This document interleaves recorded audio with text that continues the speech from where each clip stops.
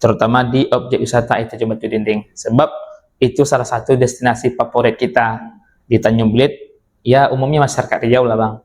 Pulau Tonga namanya tempat camping ya. Nah Pulau Tonga ini bang, per hari ini kita sudah masuk 10 besar di nominasi olahraga petualang Api War Indonesia. Ternyata ada keuntungan bagi masyarakat desa, bagi anak-anak terlantar, yatim piatu, membangun infrastruktur desa, dan ekonomi yang ada di sekitarnya ini bergerak. Ini sebenarnya satu contoh yang sangat baik dan sudah menuju proper lah. Sudah menuju proper karena seluruh masyarakat terlibat. G4 Podcast, Riau Lestari.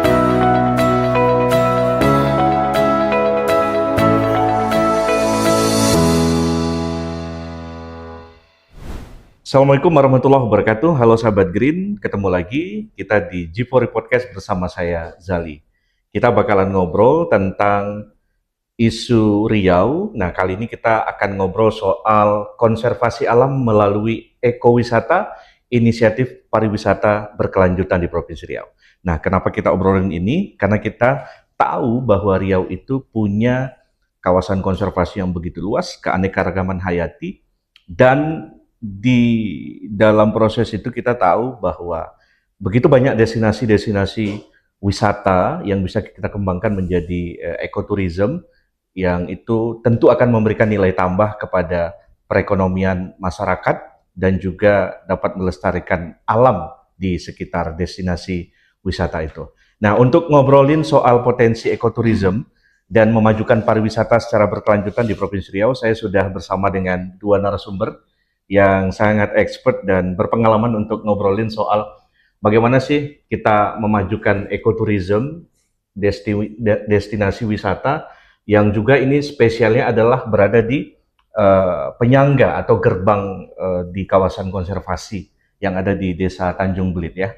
Nah, sahabat Green, untuk ngobrolin itu saya sudah bersama dengan pertama ada Bang Dedi Irawan. Nah, beliau ini adalah salah satu tokoh muda yang merupakan kelompok sadar wisata dari Desa Tanjung Belit ya, Kabupaten Kampar. Apa kabar Bang Dedi? Alhamdulillah baik Bang. Baik ya, terima kasih atas kesempatannya, waktunya. Dan juga saya nggak sendiri, dari Bapeda sudah menemani saya dan nggak asing bagi sahabat Green ya, ada Bang Abdul Madian. Beliau ini adalah Kepala Bidang Perekonomian dan Sumber Daya Alam Bapeda Provinsi. Iya. Terima kasih Bang. Ya, apa kabar? Oke, suara agak hilang ya. Suara saya hilang. Iya, oke. Baik, ini saking seringnya ngomongin ekonomi dan bagaimana sumber daya alam itu betul-betul bisa menghasilkan lompatan ekonomi yang nyata gitu ya Bang ya. Oke, saya ingin ke Bang Dedi dulu. Bang Dedi, ceritakan kepada kita seperti apa inisiatif-inisiatif yang Anda bangun dengan kelompok sadar wisata Anda, sehingga destinasi wisata di Desa Tanjung Belit ini bisa kita exposure sebagai satu destinasi yang membanggakan, punya prestasi, dan yang paling penting punya selling point atau added value terhadap nilai tambah ekonomi di tengah-tengah masyarakat kita. Cerita dong sama sahabat. Oke, siap, terima kasih. Kita bergerak di Desa Tanjung Belit sudah hampir 6 tahun Bang. 6 tahun. Iya, saya pribadi dari tahun 2020 awal. Iya, itu kita bergerak karena dapat kepercayaan dari tokoh masyarakat, nenek mama, kepala desa, dan musyawarah di desa gitu kan. Kita berangkat dari situ, sudah berapa kali ganti nih Bang, keanggotaannya gitu. Dia di Tanjung Belit itu satu periode itu 2 tahun. Kita sudah 3 periode situ dengan teman-teman Pok Darwis yang punya semangat dan bergonta-ganti juga orangnya gitu kan. Dalam kurun waktu 6 tahun ini, berarti tahun 2020 pas itu dilanda sama COVID-19 Bang. Itu dia. Saya balik kampung, lagi kuliah balik kampung, ada harapan dari masyarakat, dari tokoh masyarakat. Kebetulan Bang, saya nggak punya sedikit pun basic untuk mengelola desa wisata gitu. Iya. Mau diapain? Iya, mau diapain saya bingung. Saya bingung, Bang. Kenapa bingung? Dalam keseharian saya, soalnya saya latar belakangnya dari pondok pesantren, Bang.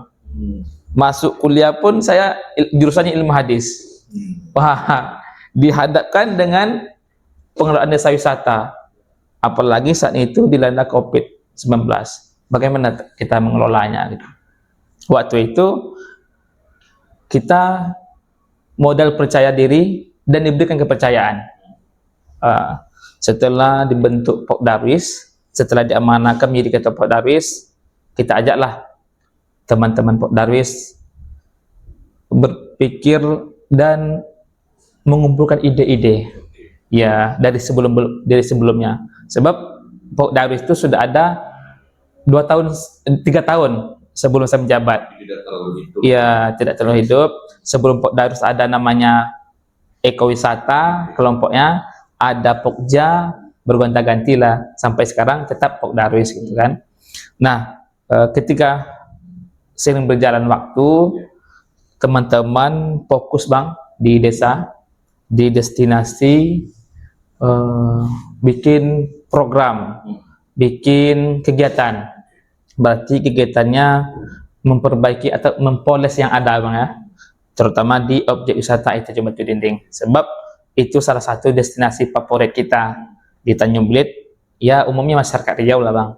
Nah itu dia, mana orang libur setiap hari pun ada orang gitu. Apalagi di hari Sabtu dan Minggu ya. Oke, berarti di situ potensi destinasi yang dikembangkan ada apa-apa saja? Tadi sebut satu ya, ada. Iya, air terjun. Iya, air terjun, Pulau Tonga namanya tempat camping. Ya. Nah, Pulau Tonga ini, Bang, per hari ini kita sudah masuk 10 besar di nominasi olahraga petualang Api War Indonesia. Mudah-mudahan pihak-pihak terkait nanti di baik Pemda Kampar, Pemprov bisa mensupport kita, Bang, supaya kita lebih dikenal dunia lagi kan gitu, Bang. Itu dia. Ada 2 destinasi kita dapat, Bang. Ya, jarang loh satu desa itu dapat 2 destinasi. Satu destinasinya air terjun Batu Dinding, Bang. Yang air terjun kembarnya. Itu yang kita ekspos, itu yang kita daftarkan gitu. Jadi ya. Lagi proses, sudah masuk 10 besar, lagi proses untuk pemenangan. Periode Mei sampai September. Lumayan panjang waktunya, Bang. Itu dia. Ini lokasinya persis di Desa Tanjung Belit. Di Desa Tanjung Belit. Yang satunya di Pulau Tonga. Sekarang Pulau Tonga itu memang menjadi pusat perhatian kita untuk pembangunan, Bang. Alhamdulillah sudah kita masukkan listrik, kita sediakan penyeberangan, Bang. Penyeberangan pompong, toilet juga kita sudah sediakan gitu. Sudah ada penerangan, dan di Batu Dinding pun kata orang yang pernah ke situ kembali lagi, oh begini ya Tanjung Belit sekarang, berbeda ya di zaman dahulu katanya. Dulu kami parkir di rumah warga, tapi sekarang mobil sudah sampai, itu dia. Nah itu, Bang, di Batu Dinding tuh bukan kami cari pamor, belum tersentuh lagi sama Pemprov, sama Pemda pembangunan situ. Di Swadaya ya? Ya Swadaya. Swadaya yang di mana ada uang karcis, uang tiket, kita sisipkan, Bang, beberapa persen, 25% untuk pembangunan situ. Alhamdulillah jalan kita buat setiap tahun, Bang. 2 kali setahun tuh tetap kita servis jalan dari kampung sampai ke Tanjung Belit ke air terjun. Itu pakai pakai dana swadaya dari Pok Darwis tadi. Ya, dapat swadaya uang kisar 30 juta, kita panggil alat berat untuk set perjalanan. Sebab itu salah satu pemasukan desa, Bang. Itu dia. Kabarnya juga sudah buat paket-paket wisata ya. Cerita dong gimana tuh? Nah, lebih menarik lagi di sini nih, Bang, kegiatan tambahan untuk kita anggota Pok Darwis. Paket-paket kan, ada paketnya paket khusus, minat khusus ya, minat khusus, paket keluarga gitu kan. Ada one day tripnya, ada full tripnya gitu kan. Alhamdulillah dari paket-paket tersebut ada pemandu-pemandu lokal kita. Nanti kita beli nasi ke warga, nanti kita cari sampan ke warga. Jadi berputar ekonomi di sini, Bang. Itu sekarang baru kondisi Batu Dinding itu sifatnya swadaya. Apalagi nanti ke depannya jika ada ya Bang ya, harapan jika ada nanti perhatian sedikit pemerintah lah, baik Pemda Kampar Harus banyak, nggak boleh iya ya sedikit kita harapkan Bang, sedikit sedikit jadi Bang, ya. sedikit jadilah kita harapkan gitu. Pasti Bang ada efeknya Bang, baik masyarakat Kampar Kiri Ulu khusus di Tanjung Bilik Bang, sebab Tanjung Bilik itu gerbang Bang, gerbang untuk jalur konservasi Bang. Di desa atas itu banyak Bang. Dalam perencanaan kami itu akan ada nanti gerai di Batu Dinding, itu ada produk ekrab Bang, dari seluruh desa yang ada di Sungai Subayang, dari desa-desa di Mambaling kita tampung di situ. Berapa efek ekonomi banyak Bang, bermanfaat bagi masyarakat desa Tanjung Belit, desa-desa di atas gitu. Sebab kan orang kalau pergi wisata butuh souvenir kan. Itu dia. Bang Madian, ini luar biasa sekali ya, sudah terbukti, sudah dimulai, dan ini diprakarsai oleh anak-anak muda yang memang sadar dan ekonomi tumbuh di situ. Nah, tentu dari sisi pemerintah mensupport ini. Nah, bagaimana ke depan potensi-potensi yang seperti ini tuh bisa didorong dan betul-betul bisa dapat perhatian dari pemerintah daerah? Ya, sebelumnya saya mohon maaf karena suaranya hilang. Mudah-mudahan sahabat Green dapat mendengarnya. Ya. Jadi begini, ini anak muda yang sampai sekarang saya jadi teringat saat saya melakukan kunjungan ke Yogyakarta. Ya. Bagaimana satu orang anak muda mengundang teman-temannya untuk mengelola tanah desa. Ya. Dan perjuangan mereka berat, keluar masuk pegang orang, tapi ternyata pendapatan mereka di lokasi desa itu sudah ratusan juta. Oke. Dan desa sebelahnya juga menyerahkan tanah desanya untuk dikembangkan. Ini saya terbayangnya di sini, di Jogja. Dan untuk ada statement dari Dedi tadi, provinsi belum masuk atau daerah kabupaten belum masuk. Memang di pemerintahan ini terlalu rigid aturannya dalam memberikan bantuan ataupun melaksanakan satu aktivitas, terutama yang berada di wilayah konservasi. Nah, ini yang menjadi kendala di kita. Bukan kita tidak ingin membantu atau memperbaiki fasilitas, tapi itu merupakan wilayah dari pemerintah pusat. Dan itu memang kita dilarang untuk masuk. Tapi bukan berarti tidak dapat dilakukan. Untuk teman-teman di SPAR, ada beberapa program yang kita juga dorong. Salah satunya tadi Pokdarwis, latihan, so capacity building, kemudian untuk guest house. Karena kalau pergi ke Mambaling pasti nggak ketemu hotel kan. Ya. Artinya kalau ingin menginap bisa dalam bentuk camping. Kalau di Sumbar yang terkenal tuh Sikabu glamping. Sikabu glamping. Dengan cara mempertahankan alam, karena orang datang ke sana bukan ingin melihat hotel yang mewah, tapi ingin merasakan kembali ke alam. Kembali ke alam. Itu yang mahal sekarang untuk dicari. Nah, ini menarik. Dan kita ketahui, provinsi memang pertumbuhan ekonomi cukup bagus. Tetapi kita juga sadar bahwa kontribusi sektor pariwisata kurang dari 1%. Kurang dari 1%. Ini sangat kecil. Karena kita ketahui, Provinsi Riau ini dari dulu tergantung dari sektor primer. Minyak, sawit, kayu, dan sektor perkebunan lainnya. Dan ada satu ekonom yang mengatakan bahwa kita harus memikirkan lagi alternatif selain migas dan kelapa sawit. Pariwisata, ya. Makanya kita juga di Parprov dengan kawan-kawan dinas pariwisata juga mendorong. Ada 56, kalau nggak salah, mohon maaf ya, 56 titik ekowisata di Provinsi Riau. 56. Mungkin tidak semuanya berkembang, tetapi ini salah satunya yang ada di Rimbang Baling, karena memang punya Kalau saya sukanya nonton di YouTube nih Pak Deddy, belum ke sana. Iya. Mudah-mudahannya ada waktu untuk kita ke sana. Iya. Karena melihat, merasakan itu sense-nya akan berbeda daripada hanya menonton. Dan untuk penggerak ekonomi, kelihatannya memang tidak terlihat. Tapi tadi yang sampaikan Pak Deddy, secara direct dan indirect itu pasti akan terasa. Apalagi kalau nanti Pak Deddy bisa mengembangkan tidak hanya di satu lokasi, tapi juga pada lokasi-lokasi desa-desa yang ada di sekitar. Saya rasa mungkin bukan hanya 2 titik yang menarik, karena banyak sekali ada yang suka hiking, benar. suka camping, suka arum jeram. Nah, ini kalau dipoles, tapi ingat satu, security atau safety itu tolong diperhatikan, karena ke arah Rimbang Baling ini jauh dari mana-mana.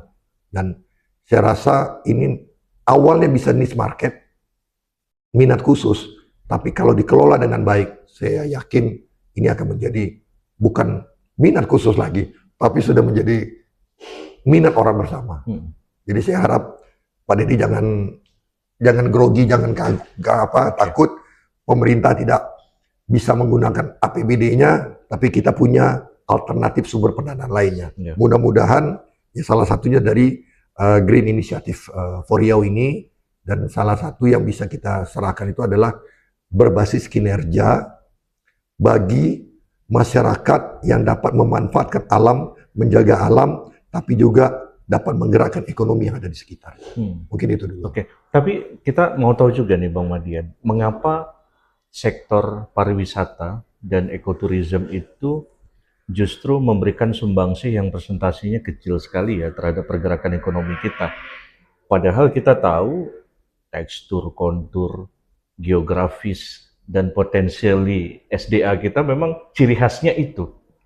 Nah, mestinya itu mendapatkan perhatian yang khusus dari pemerintah bahwa itu sektor yang akan bisa mengalahkan sektor-sektor primer terhadap pertumbuhan ekonomi. Apa sebetulnya cara pandang yang mesti kita sama-sama serasikan terhadap melihat ekoturism Riau gitu? Jadi gini,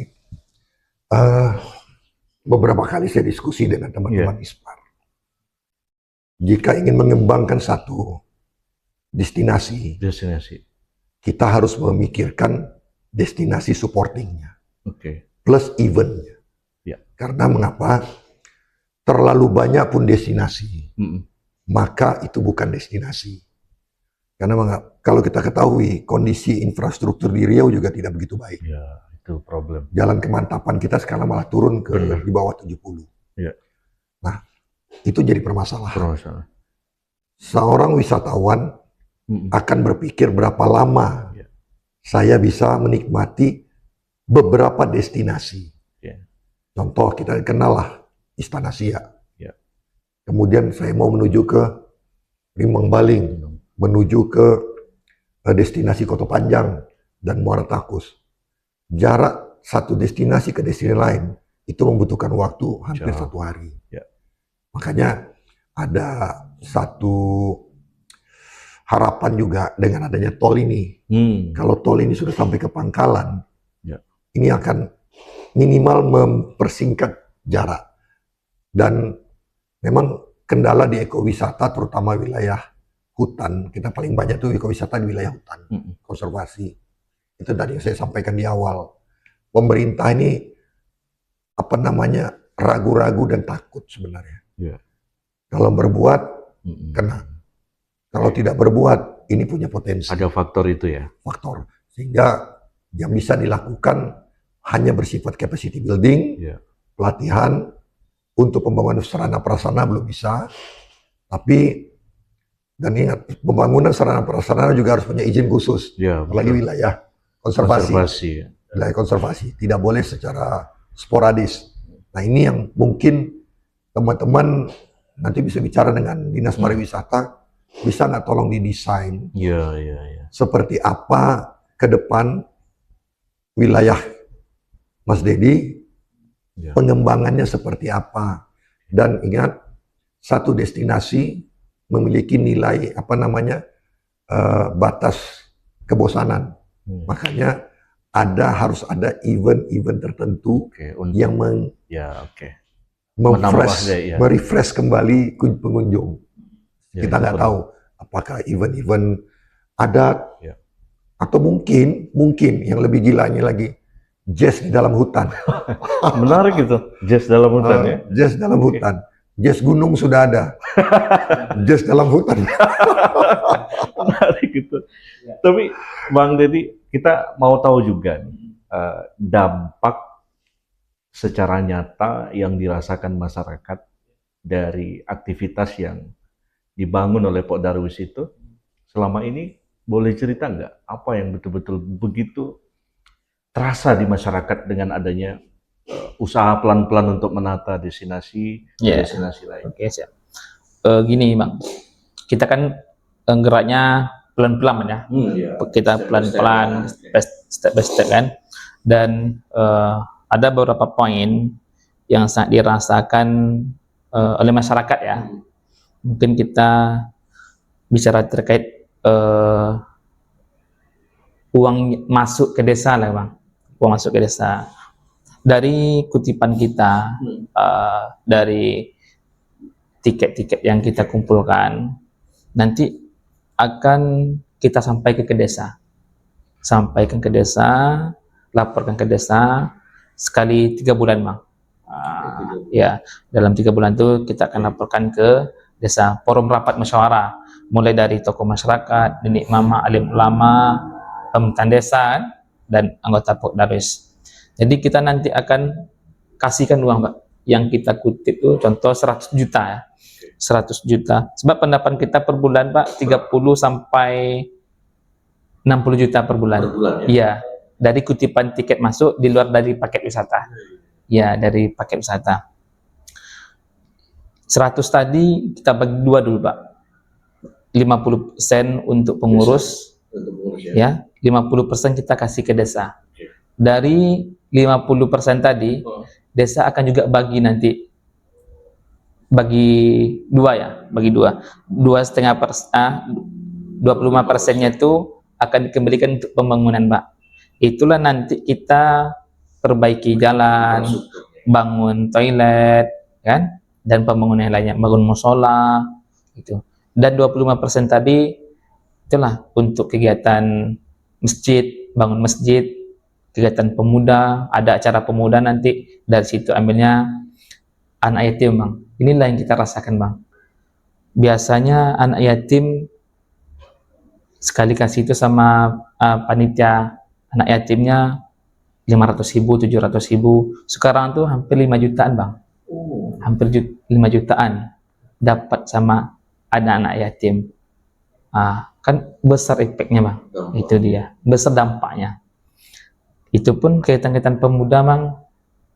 Kalau pemuda bikin kegiatan event turnamen di luar, dari situ Bang. Dan yang paling bagusnya dari dana sosial tadi akan ada Bang patroli hutan. Patroli hutan dari dubalang-dubalang adat Bang. Setiap suku itu ada 2 balang Bang. Dubalang namanya kan. Jadi nenek mama ini nanti utus dubalang ini lah untuk survei sekali 3 bulan.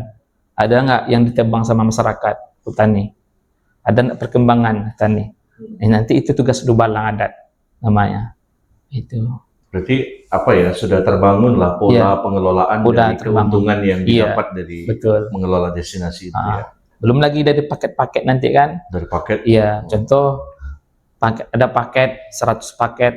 Nanti kita kasih orang masaknya siapa, orang mengantar nanti pakai siapa. Anak-anak muda nanti yang kita manfaatkan pemandu siapa. Dari 100 orang berarti 10 pemandu Bang. Oke. 10 pemandu ya. Berapa tadi? Untuk 100 orang. Dia 1 orang tuh ada 10 orang dia akan memandu nanti. 1:10 ya? Ya. Tapi saya mikir juga nih, ini kan tadi kan ngomongin backgroundnya kan sama sekali nggak belajar soal pariwisata, soal segala macam gitu. Nah selama ini apa sudah mendapatkan penguatan kapasitas gitu nggak dari atau memang itu muncul secara otodidak dan alamiah? Itu kan luar biasa tuh. Kita jadi komunikasi Bang. Sama dinas pariwisata ya. Alhamdulillah ada pendampingan lah Bang. Ada pendampingan Dari Dispar kemarin. Oke. Kebetulan kita dapat juara Desa Apresiasi Desa Wisata Riau, kita dapat juara 1. Jadi diberikanlah program pendampingan desa wisata per tahun 2024 kemarin. Nah, seiring itu kita juga komunikasi dengan pihak NGO gitu. Dulu ada namanya masa saya Indikon ya, dari Indikon, YPK, kita bertanya. Juga ada beberapa pelatihan diberikan sama Dinas Pariwisata Kampar dan provinsi. Selain daripada itu, kita juga ngintip-ngintip di YouTube Bang. Di YouTube. Terus berinovasi lah kita di lapangan. Apa yang cocok untuk daerah kita gitu. Oke, berarti adalah sentuhan-sentuhan pembinaan dari ini ya, kelompok-kelompok yang support gitu ya. Kemudian itu dari sisi pemerintah itu bagaimana tuh? Ini menarik ya. Tentu kita harus bantu dari sisi yang memang bisa mendorong apa yang sudah dilakukan. Ya, saya malah jadi tertarik dengan cerita Mas Dedi. Karena gini, informasi-informasi yang didapat oleh pemerintah itu kadang-kadang sepenggal-sepenggal. Ini malah saya terima kasih nih dengan podcast ini. Langsung dari ini ya. Pengalaman karena gini. Satu ya. Contoh, ternyata ada keuntungan bagi masyarakat desa, bagi anak-anak terlantar, yatim piatu, pembangunan infrastruktur desa, dan ekonomi yang ada di sekitarnya ini bergerak. Ini sebenarnya satu contoh yang sangat baik dan sudah menuju proper lah. Sudah menuju proper. Karena seluruh masyarakat terlibat. Karena kuncinya dalam ekowisata itu adalah kesediaan masyarakatnya untuk terbuka dan mau terlibat. Kalau masyarakatnya tidak terbuka dan tidak mau terlibat, sulit sekali. Apalagi ini berada di wilayah hutan. Karena kita ketahui pemerintah sekarang lagi getol-getolnya nih pengamanan area hutan. Nah ternyata dengan dikelola dengan baik, tidak ada masalah. Yang menjadi permasalahan itu biasanya adalah tidak pakai izin, tiba-tiba langsung kelola. Nah ini yang kadang-kadang akan membuat teman-teman di balai itu agak merasa terganggu. Tapi ini sangat menarik.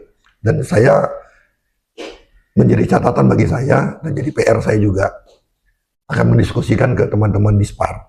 Karena kalau memang ini bisa menjadi contoh atau piloting bagi wilayah lain, why not? Ngapain jauh-jauh pergi ke wilayah Jogja, wilayah lainnya, sedangkan di depan mata kita sudah ada satu Pok Darwis dan satu wilayah ekowisata yang bisa dikatakan, saya tidak katakan 100% sukses. Pertama karena saya belum ke sana, tapi ini masih berkembang. Ini bisa jadi contoh. Ini jadi PR bagi saya juga, karena kebetulan Dinas Pariwisata berada di bawah. Menarik sekali. Dan mudah-mudahan lah, bukan hanya anak yatim, tapi dari tingkat kemiskinan juga bisa menurun. Kuncinya di sana. Kalau bisa meningkatkan ekonomi masyarakat, maka masyarakat tidak akan berpikir untuk merambah hutan. Kuncinya di sana. Dan kami juga kebetulan kami juga sekretariat Green for Riau, ada yang namanya benefit sharing mechanism. Apabila nanti sudah menghasilkan sesuatu, maka ini akan masuk pada kriteria prestasi kinerja. Ya mudah-mudahan teman-teman dapat menikmati dan dapat mengembangkannya. Serta ya inilah penghargaan dan prestasi saudara dalam menjaga hutan dan juga meningkatkan ekonomi. Terima kasih Pak Dedi. Dan ini sangat nyambung sekali dengan isu yang sering kita bicarakan soal circular ekonomi, green ekonomi. Betul sekali. Nyambung sekali ya Bang Mojo. Nyambung sekali. Karena kadang-kadang gini, teori itu teori. Tapi saat teori mau dipraktekkan, ternyata kadang-kadang tidak nyambung. Teori itu indah. Indah untuk diucapkan ya. Enak untuk diucapkan. Tapi saat dilakukan ini Pak Deddy contohnya, Ya. 6 tahun. 6 tahun. Karena mengapa? Pariwisata itu bukan short term planning, dia long term planning. Ya. Karena banyak sekali faktor yang harus dikerjakan. Tidak bisa hanya satu, saya punya destinasi, saya bangun, pasti ada orang datang. Ya, bisa. Nonsen. Itulah PR-nya. Makanya saya selalu tekankan ke Dinas Pariwisata, fokuslah. Kalau perlu mungkin satu kabupaten, 1, 2 atau paling masih 3. Ya. Tidak usah sampai ratusan. Siapa yang mau berkunjung nanti? Mungkin itu aja catatan. Oke. Luar biasa. Ini mudah-mudahan sehabis podcast ini kita bisa melihat ya langkah cepat dari pemerintah melalui Dinas Pariwisata ya untuk bisa mendorong dan memikirkan inovasi dan kreasi untuk mendorong ini. Bang Deddy, dari Anda sebagai inisiator dan pemuda yang betul-betul menggerakkan, apa nih ke depan rencananya agar ini juga masif diketahui oleh masyarakat? Nah, walaupun tadi beberapa destinasi mungkin secara mindset masyarakat umum juga sudah pernah ke situ ya, tapi mereka ingin kembali lagi dengan sesuatu yang baru dan nuansa baru. Nah, apa yang ingin dilakukan ke depan? Pertama gini Bang, di sini kan di Pukdaris, saya klarifikasi dikit ya, saya itu bukan inisiator Bang, tapi melanjutkan. Ya nanti dengar sama senior kan gitu Bang, lanjutkan gitu kan. Dan saya melanjutkan ketika dalam proses 6 tahun ini, saya betul-betul didukung Bang sama Nenek Mama. Ini kepedean saya Pak untuk berinovasi terus Pak. Dan ternyata dari semua masukan kritikan yang kita jadikan ide untuk membangun, akan terasa hasilnya Pak. Jadi kedepannya kita menginginkan akan banyak lagi ya anak-anak muda yang seperti kita betul-betul sadar Pak, betul sadar. Pokok bukan anak muda aja Pak, seluruh masyarakat lah di Desa Tanjung Belit. Sebab ada sempat saya bercerita survei lah kepada masyarakat Pak. Sebetulnya masyarakat tidak sanggup untuk mengerjakan praktek illegal logging, menebang kayu. Menurut hemat saya Pak, mereka sering di hutan daripada bersama keluarga. Nanti dalam 1 bulan tuh lebih kurang 3 minggu mereka Pak di dalam hutan, tapi sama keluarga cuma 1 minggu, balik lagi. Ada nggak lebih dari pencarian mereka, dari pekerjaan mereka? Tak ada lebih Pak, masih berhutang lagi. Jadi kerja 3 minggu itu cuma sehari 2 hari bisa dimakan, bayar hutang kemarin lagi. Jadi kedepannya betul-betul diharapkan betul SDM kita bersama masyarakat tuh betul-betul kuat Pak, kuat. Ditambah nanti lagi dibantu sama pemerintah, dah dibangun gerai, tadi dibangun fasilitas di sana. Kebetulan Pemda Kampar, Dinas Pariwisata Kampar 2 tahun yang lewat sudah membangun master plan Pak untuk objek wisata Batu Dinding. Kawasan hutan adat itu 300 hektar, jadi 150-nya itu di luar kawasan Pak. Iya, bisa dibangun 150 hektar itu bisa dibangun fisik Pak. Waktu itu saya diskusi juga dengan BKSDA, bisa dibangun. Maka karena itulah landasan Dispar buat master plan-nya di situ. Mudah-mudahan dengan ada master plan tersebut bisa kita memudahkan untuk membangun ke depannya. Kalau ada bantuan seperti itu untuk pembangunan gerai-gerai UMKM, bagaimana fasilitas di situ sesuai master plan yang sudah kita buat, yang dibuat sama Dinas Pariwisata, perhatian dunia mungkin Pak akan tertuju pada Tanjung Belit. Akan kita lihat bahagianya masyarakat Rimam Baling Pak, bukan Tanjung Belit Pak. Ini Rimam Baling itu kita jual nanti Pak, jual dengan tanda kutip Pak, itu kita kenalkan alamnya gitu. Di situ nanti bukan wisata mandi-mandi hiking aja, kan banyak tanaman obat di sana Pak. Ya gitu. Bagaimana nanti campingnya, camping di alamnya, kan gitu Pak. Nah, kita mengharapkan betul-betul masyarakat Limbang Baling itu betul-betul merasakan nikmat Tuhan yang ada di Limbang Baling itu Pak. Sebab mereka tidak bisa kelola hutan secara brutal, apalagi tambang emas nanti Pak. Jika tidak ada perhatian kita, pemerintah terhadap masyarakat Limbang Baling, mungkin tinggal nama lagi Pak. Sungai akan rusak nanti, hutan akan gundul nanti Pak. Mumpung ini ya. Mumpung masih mungkin ada yang sudah memulai, tapi sebelum itu terlambat, itu perhatian kita tadi Pak. Mungkin program-program apa? Mungkin kan ada peraturan dari Kemenhub kemarin terkait karbon, atau adopsi pohon masyarakat yang di atas. Kan masyarakat di atas tidak bisa buat wisata macam di Tanjung Belit, menjual wisata macam Tanjung Belit. Ada nanti program-program khusus yang diberikan pemerintah kepada masyarakat yang ada di Limbang Baling gitu. Itu harapan kita Pak. Oke, ini kode nih Bang Madian. Kode untuk bagaimana kita merespon apa ya, ini suara masyarakat gitu. Next ide apa yang perlu kita exercise secara cepat-cepat ke depan nih? Jadi gini, Dedi juga harus tahu marketnya. Ya. Siapa yang mau ditarget. Kalau memang targetnya itu adalah lokal wisatawan, mungkin sarana sederhana juga cukup. Tapi kalau targetnya wisatawan mancanegara, maka standarnya juga harus disesuaikan ya. Kita nggak usah jauh-jauh, toilet saja. Ya. Toilet saja. Toilet harus bersih, proper. Hal yang selalu kita lupakan. Ya. Selalu kita lupa. Kemudian sarana prasarana. Sarana prasarana yang akan dibangun, baik dari kabupaten maupun provinsi. Itu juga harus dilihat dari cetak birunya. Pertama, cetak biru nanti Mas Dedi juga harus pelajari. Ya. Kalau memang merasa tidak cocok, jangan. Karena begini, yang mendesain cetak biru mungkin bukan orang wisata. Ya. Mungkin bukan orang seni.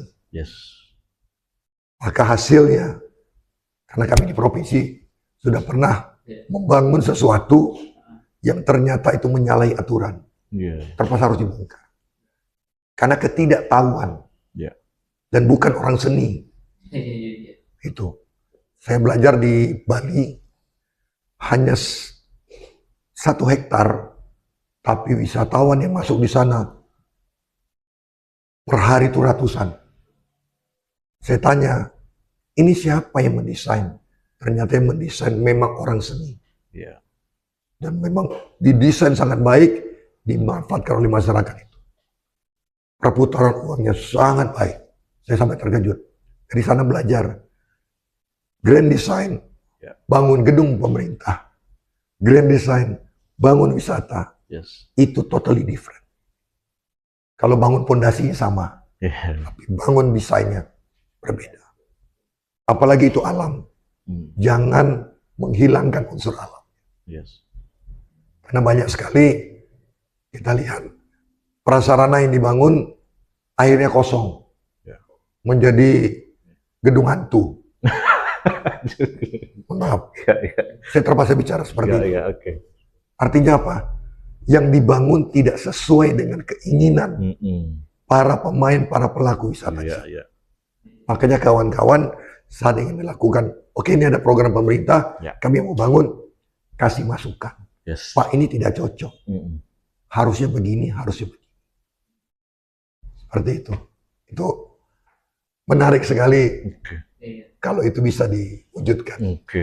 Nah tadi kode kan sekarang Pak Madian kode juga tuh Bang. Bahwa speak up, cocokkan pikiran teman-teman dengan desain pemerintah. Nah barangkali secara desain pemerintah mungkin perlu ada yang dicocokkan dengan kebutuhan-kebutuhan pengembangan destinasi itu. Nah saya pikir itu satu sinyal lah, satu sinyalemen dari Bang Madian bahwa sinergi itu penting untuk dibangun. Tidak hanya sinergi dalam konteks bantuan, tapi sinergi dalam rancangan-rancangan strategis pemerintah. Itu sangat perlu sekali. Oke, ini bakalan panjang tapi mohon maaf waktu membatasi kita. Ya, terima kasih Bang Dedi Irawan, Pak Darwis dari Desa Tanjung Belit, luar biasa menginspirasi dan mudah-mudahan ini terus bisa menghasilkan inovasi, kreasi dan ekonomi yang betul-betul berdampak pada masyarakat. Dan Bang Madian, terima kasih Kepala Bidang Perekonomian dan Sumber Daya Alam Bapeda Provinsi Riau. Nah, teman-teman sahabat Green, itu tadi obrolan kita bagaimana kemudian pariwisata Riau itu bisa kita majukan secara berkelanjutan, dan tadi contoh nyata bahwa satu wilayah, itu baru satu wilayah di Desa Tanjung Belit yang memang itu merupakan background alam yang membentang yang luar biasa di Riau, kawasan konservasi ada di situ, keanekaragaman hayati ada di situ. Nah, dan ini juga upaya untuk menjaga hutan. Nah, tadi Pak Madian sempat sebut bahwa walaupun ini labelnya pariwisata, tapi ini dimaksudkan untuk menjaga ekosistem yang masih ada itu. Nah, ini satu ikhtiar yang luar biasa. Mudah-mudahan ini memberikan inspirasi, edukasi, dan nilai tambah informasi bagi kita semuanya. Terima kasih teman-teman. Kita jumpa lagi dalam G4 Podcast berikutnya dengan tema dan narasumber yang berbeda. Terima kasih. Assalamualaikum warahmatullahi wabarakatuh. Saya Zali pamit undur diri. G4 Podcast, Riau Lestari.